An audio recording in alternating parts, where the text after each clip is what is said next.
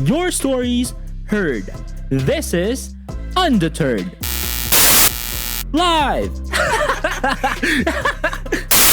Podcast streaming on Spotify, Google Podcast, and Apple Podcast. Stories heard. This is Undeterred. Undeterred by Ken.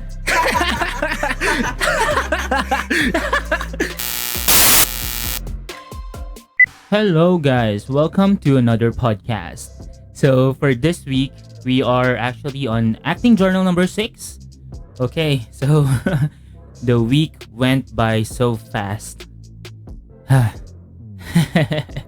So let's do a quick check-in siguro muna. How am I?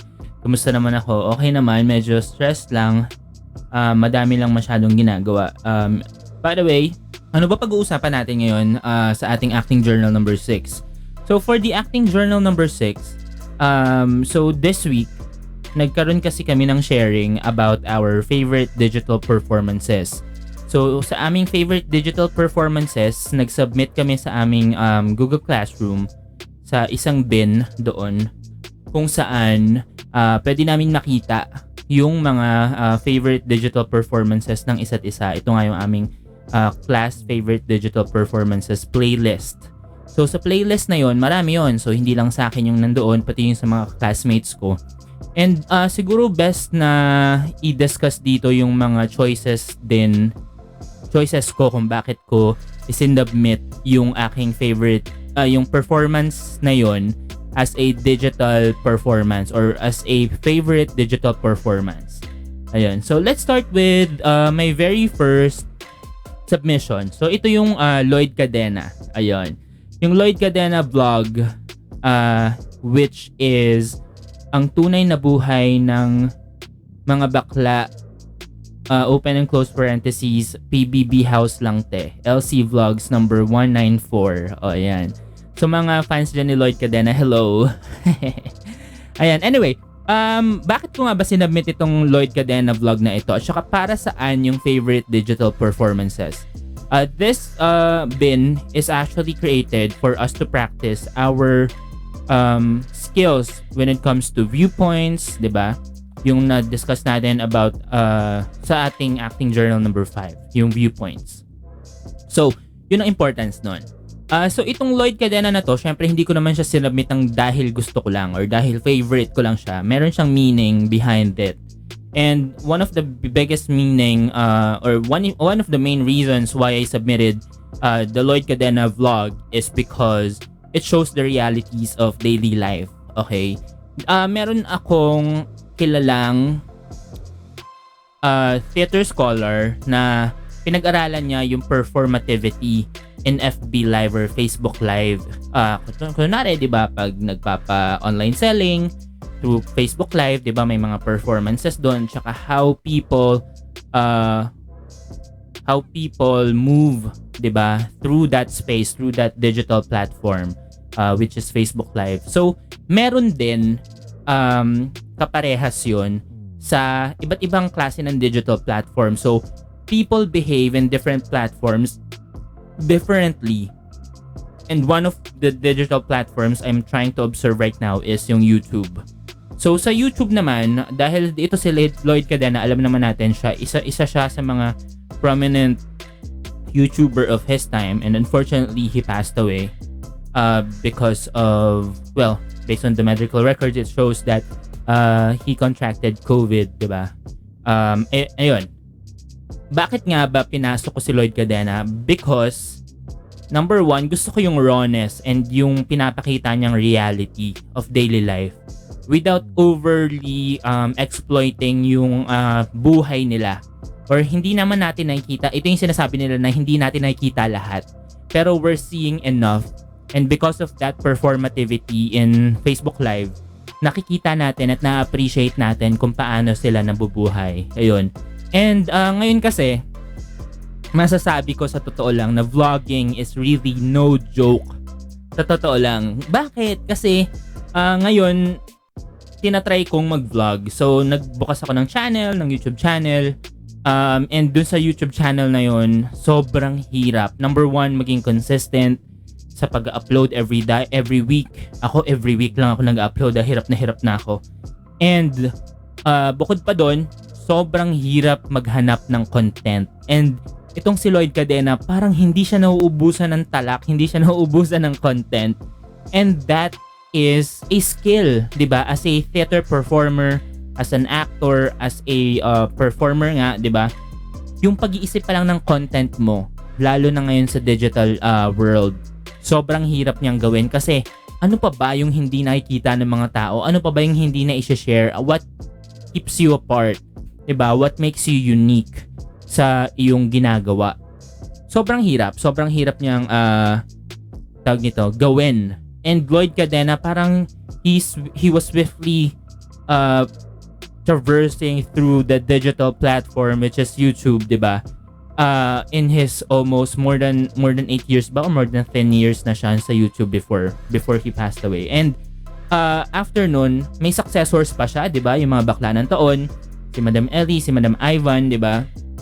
And yung mother niya, si Mother Queen din. So, nakakatuwa kasi napagpatuloy pa, hindi lang sa kanya natapos, parang naipasa pa niya yung pagiging performer niya sa kanyang digital platform which is YouTube sa mga taong nakapaligid sa kanya. And that is for me the very core of what an influencer is.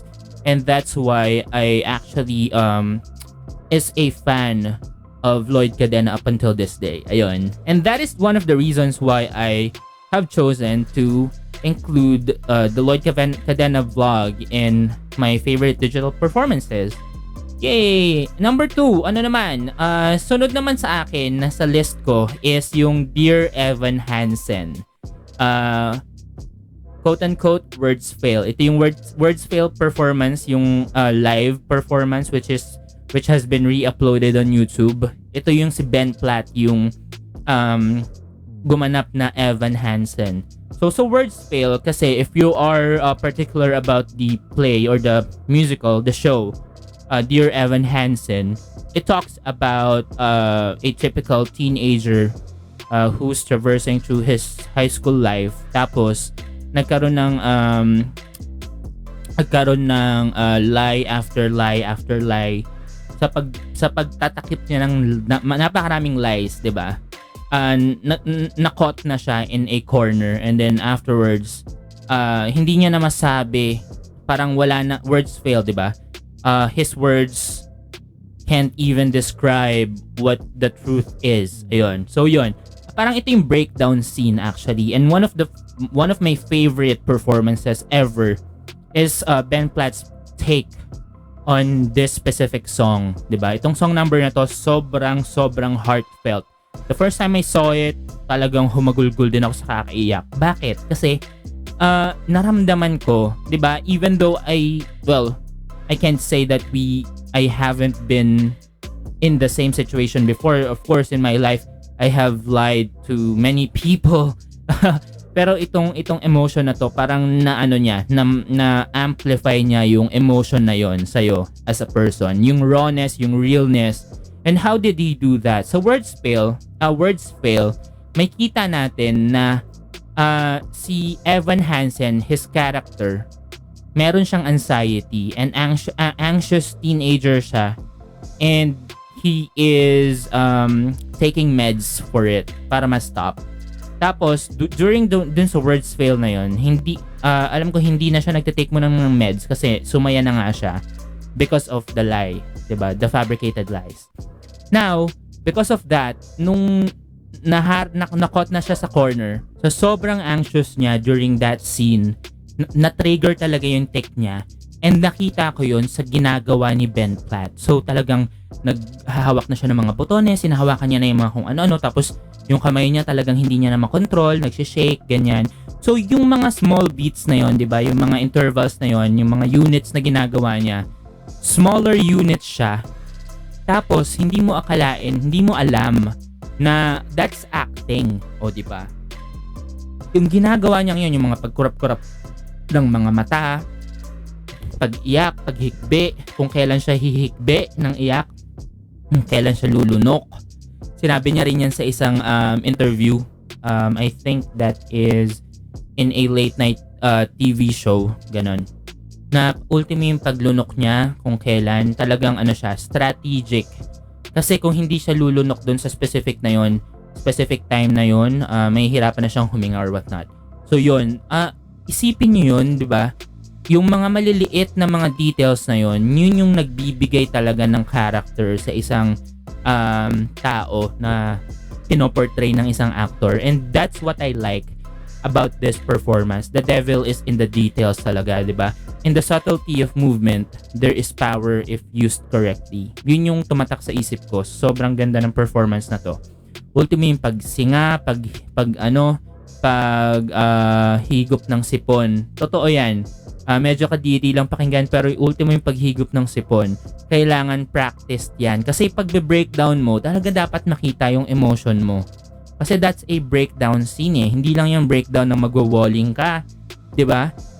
Those movements, those gestures, 'di ba? If you would observe that happen in real life, hindi siya scripted dahil talaga siya sa real emotion ng tao. So pag ginawa mo 'yon sa stage, which is depicting real life, it needs to be and it must be talagang given justice sa pamamagitan ng mga beats and units na yon, 'di ba? I-breakdown mo talaga yon dahan-dahan, isa-isa, and consistent.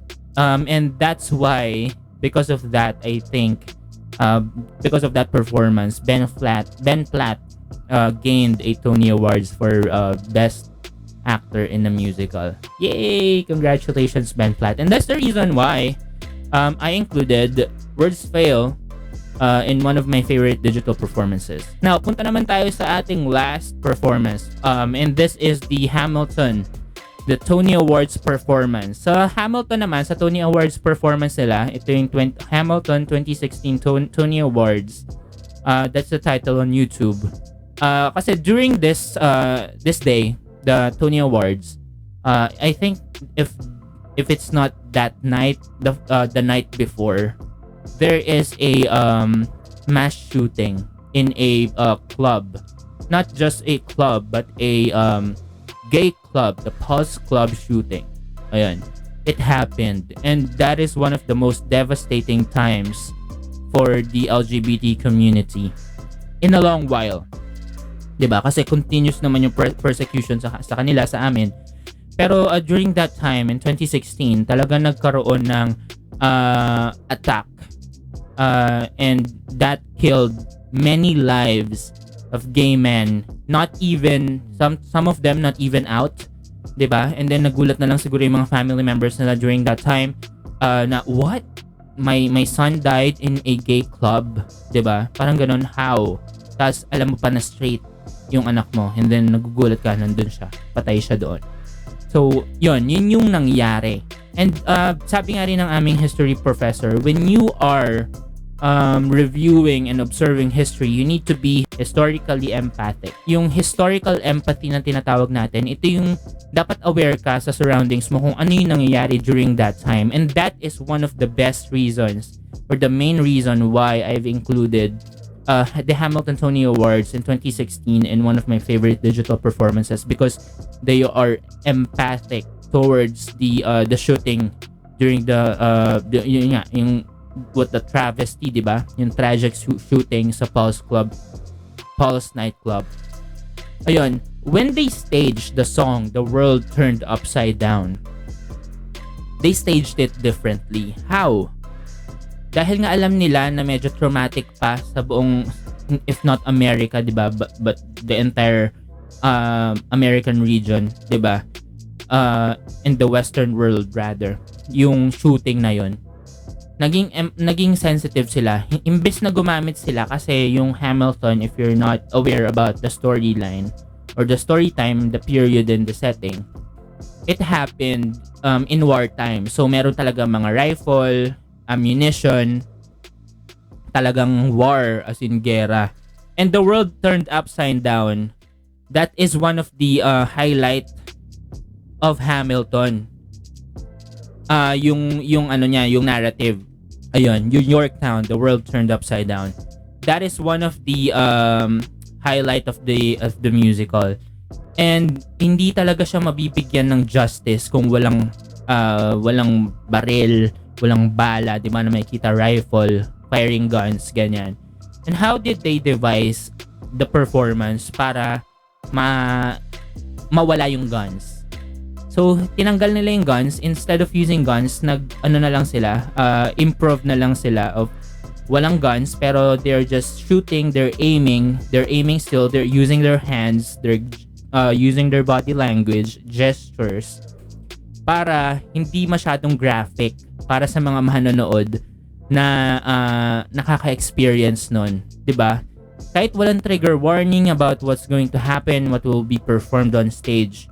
Hamilton stage Yorktown differently for the benefit of the LGBTQ community. Sobrang ganda, 'di ba? No guns, they're very sensitive, empathic.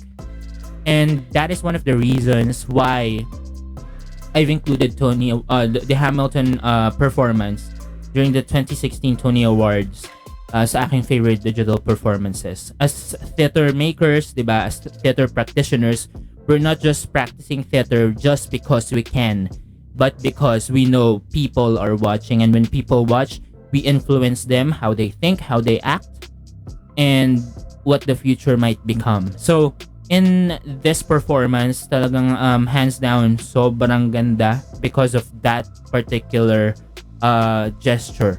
Diba? Pagtanggal lang ng isang prop, handheld prop, sobrang laki na ng impact for the lives of many. And that, I think, is the true essence of theater. It is used to shape and change the life of people. Ayun. And that is one of the reasons as well kung bakit gustong-gusto ko rin yung Hamilton. Anyway, yun lang naman yung acting journal number 6 natin. Napag-usapan lang natin ating mga favorite digital performances. Hindi ko na ito patatagalin. And I hope you enjoyed this sharing coming from me. Again, from a very stressful Ken, I'd like to thank you for listening to Undeterred by Ken, and I'll see you on the next episode. Bye-bye! Your stories heard. This is Undeterred. Live!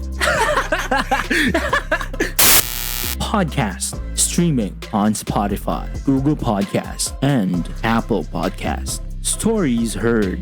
This is Undeterred. Undeterred by Ken.